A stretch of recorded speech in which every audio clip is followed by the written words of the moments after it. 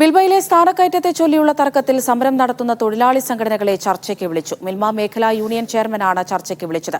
വൈകിട്ട് 6:30 പട്ടം ഓഫീസിൽ ചർച്ച നടക്കും. സേഫ് സെയിൻ ലാബ്ദീൻ തിരുവനന്തപുരത്ത് നിന്ന് വിവരങ്ങൾ നൽകും. സേഫ്, ഇന്ന് തന്നെ മൂന്ന് ജില്ലകളിലോളം പാൽ വിതരണം മുടങ്ങിയിരുന്നു എന്നാണ് മനസ്സിലാക്കുന്നത്. ഇന്നത്തെ ചർച്ചയിൽ ഒരു തീരുമാനം അല്ലെങ്കിൽ ഒരു ശാശ്വത പരിഹാരം ഉണ്ടാകുമോ?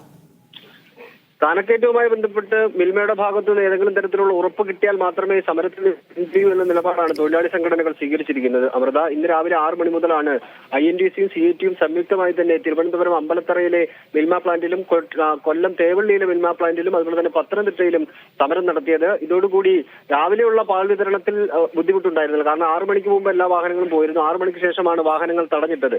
അതിനുശേഷം ഉച്ചയ്ക്ക് ശേഷം തലസ്ഥാന നഗരിയിലെ മിക്കയിടങ്ങളിലും, അതും കൊല്ലം ജില്ലയിലും അതുപോലെ തന്നെ പത്തനംതിട്ടയിലുമെല്ലാം പാല് കിട്ടുന്നതിനുള്ള ബുദ്ധിമുട്ട് ഉണ്ടായിരുന്നു. അങ്ങനെ വലിയ പരാതികൾ മിൽമയ്ക്ക് മുന്നിലേക്ക് വന്ന പശ്ചാത്തലത്തിലാണ് തൊഴിലാളി സംഘടനകളെ ഇപ്പോൾ മിൽമ മേഖലാ യൂണിയൻ ചെയർമാൻ ചർച്ചയ്ക്ക് വിളിച്ചിരിക്കുന്നത്. വൈകിട്ട് 6:30 പട്ടം ഓഫീസിൽ വെച്ചാണ് ചർച്ച.